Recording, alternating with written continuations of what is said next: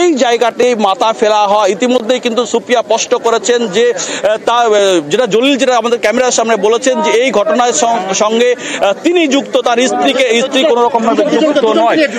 এবং এই এখনো পর্যন্ত যে দুজনকে অর্থাৎ আরো দুজনকে নিয়ে আসা হয়েছে, আরো দুজনকে এই যে অর্থাৎ তোমার মোটিভ যদি দেখা যায় তাহলে জিয়াউল তিনটে মোটিভ আসছে। একটা খুনের জন্য এই তিনটে মোটিভ যথেষ্ট কিনা তা যারা ক্রিমিনাল সাইকোলজি নিয়ে যারা কাজ করেন, যারা অপরাধ মনস্তত্ত্ব নিয়ে কাজ করেন তারা ভালো বলতে পারবেন। যে ছবি দেখছেন এখন, এই ছবিটা ভালো করে দেখুন, কোথায় মাথা ফেলা হয়েছে জলিল দেখাচ্ছে।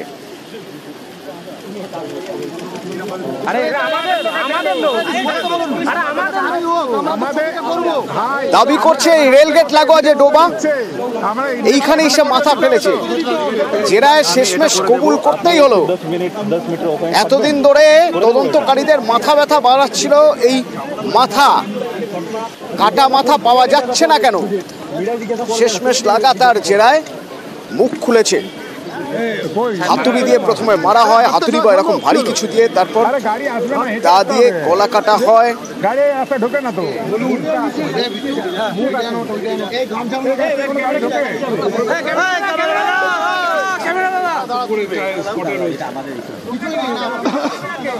ঠিক কতটা অপরাধ মনস্ক না হলে ঠান্ডা মাথায় এই কাজ করতে পারে? তদন্তকারীরা প্রথম থেকেই মনে করছিলেন যা হয়েছে ঠান্ডা মাথায় করা হয়েছে।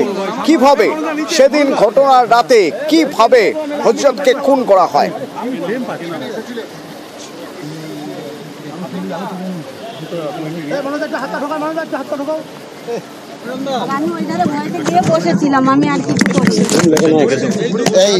আপনাকে ওই মারার পরে জলিল আপনাকে কি কি দিল? ওই দাঁড় হাতুড়িটা দিল, মদের বোতলটা দিয়ে বললো তুমি চলে যাও, আমি পরে আসি। আর মোবাইলটা সিম খুলে দিল। মোবাইল কোথায়? মোবাইল ফেলে দিয়েছি। আর সিম কোথায়? সিম এখানে পোতা আছে। দেখাতে পারবেন কি সিমটা কোন জায়গায়? দেখাবো তো লোকগুলোর জন্য। তো ঠিক আছে, সেটা আমরা দেখে নেব। মোবাইল কোথায় ফেলেছে? আপনি ফেলেছেন? নিজের ফেলেছেন? কোথায় ফেলেছেন ওটা দেখাতে পারবেন? নিয়ে যেতে পারবেন? ঠিক আছে, চল। আর আরেকটা দাটা ওখানেই আছে, সেটা আপনি নিয়ে গিয়ে দেখে দিতে পারবেন? তাহলে দার মোবাইল আর এটা আপনি দেবেন, দার মোবাইল আর হাতুড়ি, এই তিনটা জিনিস আপনি দেখাবেন। সিমটা কোথায় ফেলেছিস? সুফিয়ার বক্তব্য শুনলেন। সুফিয়ার হাতে জলিল কি কি ধরিয়ে দিয়েছিল, একটা হাতুড়ি, একটা দা, মোবাইল, সেগুলো কোথায় কিভাবে সরিয়েছে সেসব কিছু জানাচ্ছি। কি হয়েছিল সেদিন রাতে?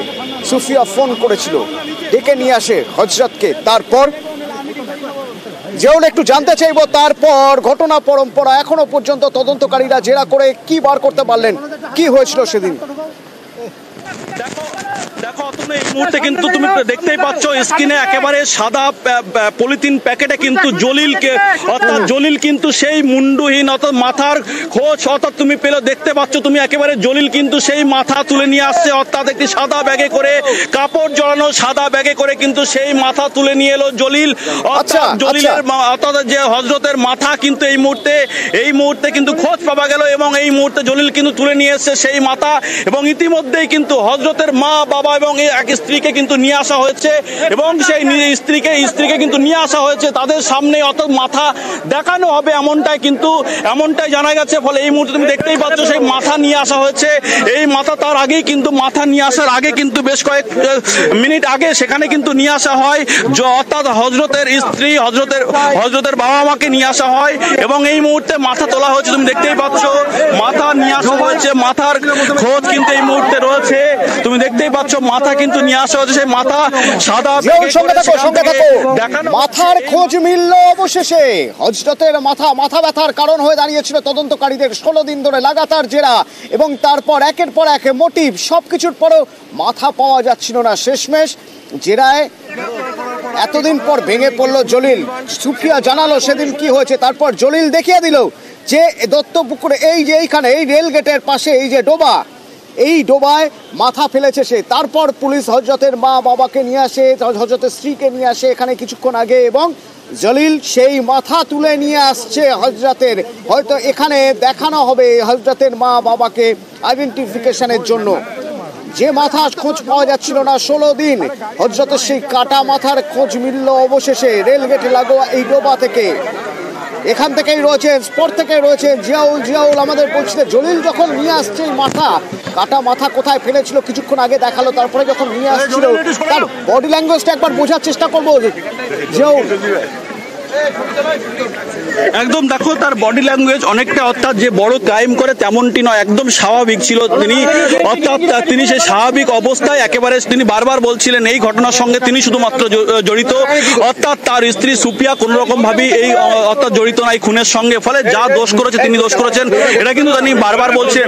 এবং এই মুহূর্তে কিন্তু সেই মাথার কিন্তু নিয়ে আসার পরেই সেখান থেকে দেখা হয় এবং তার বাবা মা অর্থাৎ যে হযরতের বাবা মা এবং তার এক স্ত্রীকে নিয়ে আসা হয়, সেখানে তাদেরকে দেখানো হয় এবং হযরতই কিন্তু পুরো ব্যাপারটা, অর্থাৎ এই যে জলিল তিনি কিন্তু পুরো মুন্ডু তুলে নিয়ে আসা এবং এই যে সাদা ব্যাগে করে তুলে নিয়ে আসা এবং সেখান থেকে ঢেলে, কিন্তু তুমি দেখতেই পাচ্ছ জলিলে একটু ছবি দেখাতে বলবো, একেবারে স্বাভাবিক, কোনো তার মধ্যে কিছুই নেই, অর্থাৎ তিনি স্বাভাবিক অবস্থায় তিনি নিয়ে এসেছেন এবং এই অবস্থায় অর্থাৎ তিনি মাথা সেখান থেকে নিয়ে এসে এই মুহূর্তে কিন্তু তার অর্থাৎ আবার নতুন করে ব্যাগের মধ্যে ঢোকানো হচ্ছে, অর্থাৎ পিএম করার জন্য, অর্থাৎ একেবারে যে তিনি খুব ঠান্ডা মাথায় তাকে খুন করা হয়েছে এবং ডেকে নিয়ে আসা হয়েছে এবং এখান থেকে মালিয়াকুল যে কৃষিকে সেখানে নিয়ে যাওয়া হয়েছে এবং সেখানে ঠান্ডা পিছন থেকে কোনো ধারালো সেখান থেকে নিয়ে এই মুহূর্তে তুমি সেই মৃতদেহ অর্থাৎ মাথা কিন্তু নিয়ে যাচ্ছেন, মাথা এখান থেকে তুমি দেখতেই পাচ্ছ মাথা নিয়ে যাচ্ছেন, এই মাথা সেই অংশ কিন্তু এই মুহূর্তে একদম পিএম করার জন্য এখান থেকে নিয়ে যাচ্ছেন পুলিশ প্রশাসন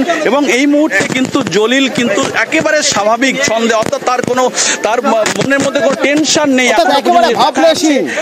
মুখের কোনো অভিব্যক্তি নেই, কোনো অনুশোচনা, কোনো কষ্ট নয়, বরং যে ঘটনা ঘটেছে সেই ঘটনার পর থেকে ঘটনা ঠান্ডা মাথায় ঘটিয়েছে, তারপর থেকে একেবারে ভাবলেশীন, পালিয়ে যাওয়ার প্ল্যান ছিল, পালিয়ে গিয়েছিল কিন্তু ধরা পড়ে যায় শ্রীনগর থেকে, তারপর ফিরে আসার পর তাকে লাগাতার জেরা, তাকে নিয়ে আসার পর লাগাতার জেরা। আপনার ছেলের বডি, আমার ছেলে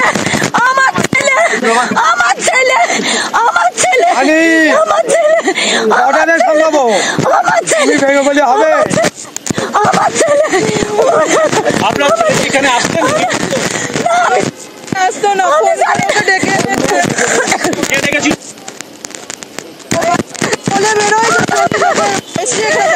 ডেকেছে ও সেদিনই হঠাৎ বাড়ির থেকে এসেছে, তার আগে বেরোয়নি। হযরতের মা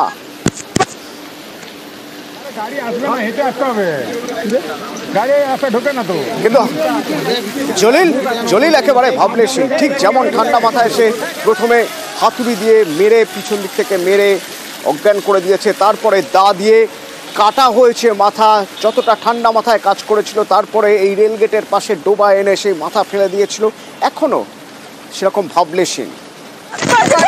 আমি এক্ষুনি বাড়ি আসছি, মানে আমার ছেলে সেই সুইচ অফ হয়ে গেছে আর আমার সঙ্গে কথা বলিনি, আমার সঙ্গে কথা বলিনি।